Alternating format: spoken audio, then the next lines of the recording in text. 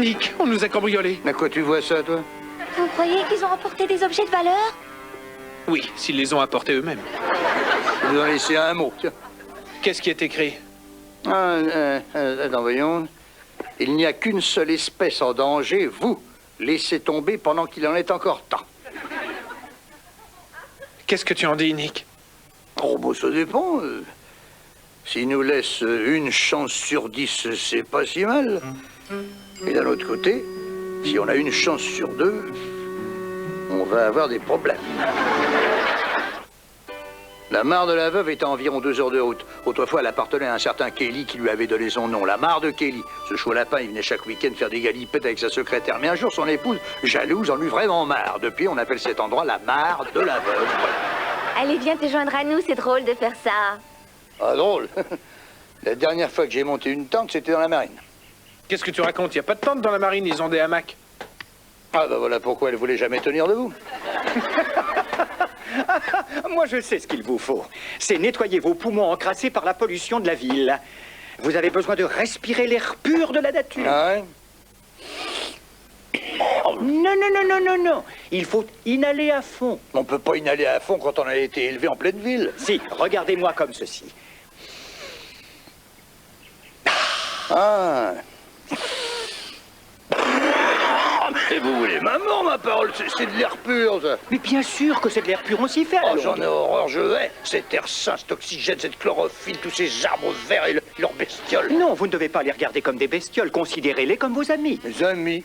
Mais ils mordent pour le coup comme des vampires. Vous voulez arrêter de vous chamailler? Rappelez-vous que nous avons un important travail à faire. Oui, nous devons sauver le bec bleu de Nouvelle-Zélande. Et n'oubliez pas cette pauvre petite truite. Et moi, il faut que je sauve Nick Small, les amis. Il y a un fou qui essaie de me tuer, rappelez-vous. Nick, il est évident que ceux qui nous barrent le chemin sont impliqués dans cette affaire de pollution des eaux. J'ai un plan. 2 d'entre nous surveilleront la mare et les 2 autres resteront dans la tente. D'accord, d'accord. Tu vas avec le docteur Calder et je reste avec Phoebe. Non, non, attends, mais qu'est-ce que tu racontes, toi? Il n'est pas question que je te laisse tout seul dans cette tente avec ma fille. Bon, Phoebe, il ne reste que vous et moi. Ah, vous, taisez-vous, hein? On va jouer ça au ciseau à la pierre. C'est comme ça que nous formions les équipes de baseball quand j'étais jeune. Papa. T'inquiète pas, ça va aller, ma chérie. J'étais le meilleur à ce jeu-là. Ouais? Qu'est-ce que tu choisis? Les ciseaux. Allons-y. On dirait qu'ils n'ont pas lu notre message. Je me demande même si ces cinglés savent lire. Qu'est-ce que tu veux dire? Ben, ils sont en train de jouer à la pierre et aux ciseaux. Tu peux voir les jumelles? C'est pas extra d'échapper à la routine de la vie mondaine. Où est-ce que je branche mon sèche-cheveux électrique? Nulle part, tes cheveux, c'est notre mère nature qui les sèche pour toi. Très bien. Et pour brancher mon fer à friser, c'est bien sûr Mère Nature qui s'en charge aussi. Mère nature fait un tas de choses, Phoebe, mais elle n'est pas esthéticienne. Relax. Et apprécie tout ce qui t'entoure. Regarde ces framboisiers. Où ça? Mais si, regarde, c'est un framboisier sauvage. Un framboisier sauvage? Un framboisier sauvage. Tu n'as jamais vu de framboisier sauvage? Si tu oses me dire ça encore une fois, je ne t'adresse plus la parole, tu m'entends? Tiens, goûte-en une. Ne mange pas cette framboise, tu ignores d'où elle vient. Mais bien sûr, je sais d'où elle vient. Elle pousse à cet endroit, ici, dans ce buisson. Fraîche et pure, comme la nature l'a créée. Je t'en prie, goûte-en une. Non, merci. Ah, tu ne sais pas ce que tu manques. Mais je sais que ce qui te manque à toi, c'est le mètre et demi que tu viens de perdre. J'ai rétréci. Peut-être que tu es allergique aux framboises? J'ai eu une cousine qui était allergique aux groseilles blanches. Mais tout ce qu'elle a jamais eu, c'est des boutons. On a dû pulvériser sur ces framboises un insecticide qui a complètement emmêlé mes molécules. Eh bien, tourne ta bague et essaye de te démêler avant de te faire écrabouiller par une limace. Oh oh. Je déteste quand un nain de 15 cm dit « Oh oh ». La bague ne fonctionne pas. Les particules gamma contenues dans la mare doivent produire une interaction avec l'insecticide et modifier complètement ma structure moléculaire. Sans t'offenser, moi je te préfère légèrement plus grand. Moi aussi. Écoute, je vais retourner en ville chercher Anrati. Peut-être qu'il pourra fabriquer un antidote dans le coffre de sa voiture. Je suis d'accord avec tout ce que tu as dit, sauf avec le coffre de sa voiture. Je suis de retour dans moins d'1 heure.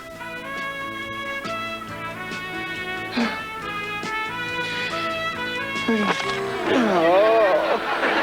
Il y a des jours où on a de la chance et il y a les autres.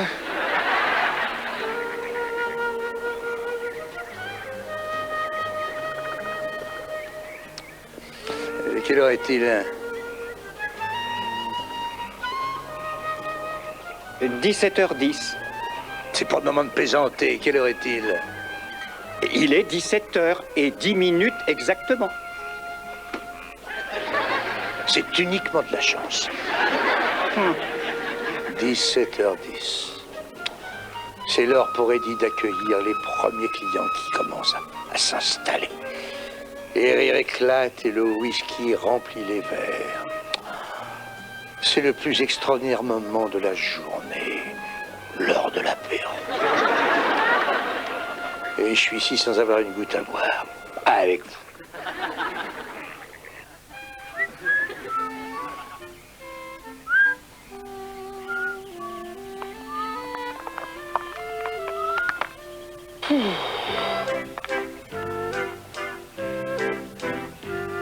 J'ai l'impression d'avoir braqué un écureuil pour lui piquer ses noisettes. Eh, Polly, fais gaffe, hein, fais pas de bruit. Il faut les prendre, mais par surprise.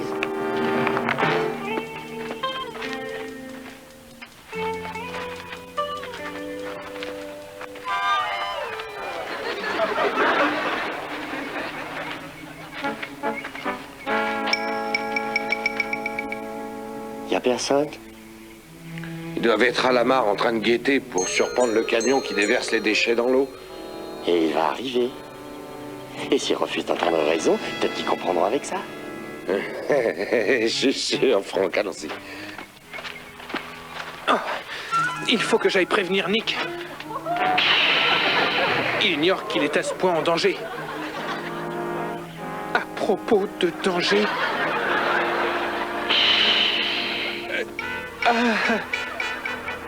Brave bête. Écoute, si on faisait un marché, d'accord? Je dois te dire que tu commets une grave erreur. Et tu me prends pour une souris, mais je suis pas une souris. Non, non, je suis un homme, et un homme diplômé qui a fait d'excellentes études supérieures et qui parle à un serpent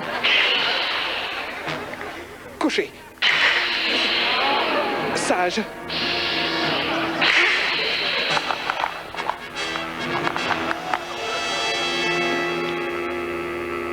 Ignore pourquoi j'accepte tous ces problèmes pour un canard. Les canards, ils n'ont jamais rien fait pour moi, à part me donner une indigestion. Poisson, canard, oiseau, professeur et même détective privé. Nous sommes tous membres de la même famille. Non, la famille des canards, elle vient des marais. Ma famille, à moi, elle vient de Cincinnati. Ah. Mais en y réfléchissant, professeur, il y a une certaine similitude. Écoutez, qu'est-ce que c'est que ce bruit-là? On dirait que c'est le même bruit que celui qui me réveille tous les matins dans la ville. Un oiseau? Mais non, la benne à ordures. Oui. Regardez. Vous avez raison. C'est bien un camion à ordures. Oui, de chez Ackley. Je sais pas, il est couvert d'un camouflage. Mais pas le conducteur. Hein? Tiens. Ben on les tient. On les tient. Dommage que vous ne viviez pas assez longtemps pour le répéter. Fait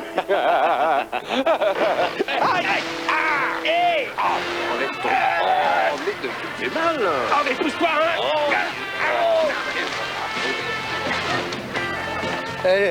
Non, attendez, pas de panique, il faut que je m'arrête, moi. Ça n'est pas le moment de s'arrêter, vous soufflerez tout à l'heure. C'est mon chapeau qui a été soufflé.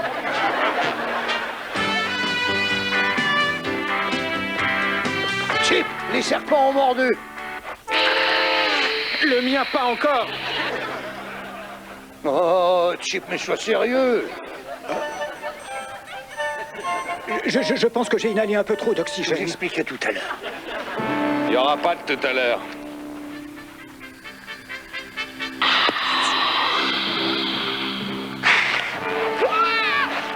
Allez, le serpent, il m'a mordu. Aïe. On se couche bien sagement, là. Voilà, c'est ça, on ne bouge plus. Très bien. Gentil, les petits gentils. Phoebe conduisit Anne Ratty auprès de Chip. Les deux tueurs me conduisirent chez Ackley et je m'empressais de les conduire tous les trois à la police. Quant à Calder, il se fit un plaisir de le conduire chez Eddie. Comme je le dis toujours, boire ou conduire, faut choisir. C'est la raison pour laquelle vous ne me ferez jamais acheter une voiture. Je propose un toast. Je suis d'accord. Un Nick Small et cheap fry. Ah, oui, oui. Excusez-moi. On nous a dit qu'on pouvait trouver ici Nick Small. Bah, ça dépend de qui le demande. Je suis l'interprète de Sa Majesté, le Cheikh Fizzle. Pourquoi le Cheikh Fizzle ne parle-t-il pas lui-même? Parce qu'il est paralysé par une profonde souffrance. Car ce matin, son épouse américaine d'origine a enlevé son fils unique et s'est enfuie avec lui du palais. Alors, si vous voulez vous charger de retrouver son fils, le Cheikh vous donnera tout le contenu de ce petit porte-document. Ah, Diamants, argent, émeraude. émeraude. Ça, c'est trop drôle. Je n'ai rien à voir dans cette histoire. T'as rien à voir dans cette histoire. Oui, dites-moi, Cheikh, combien de fois par jour la femme de chambre change-t-elle les draps? Ah, il n'y a aucun doute, c'est un arbre, parce qu'il est écrit sur son drap, propriété de l'hôtel Aladdin.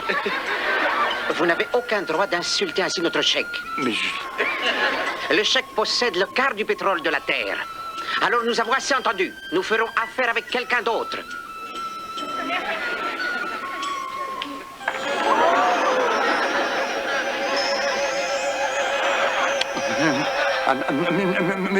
monsieur le Cheikh.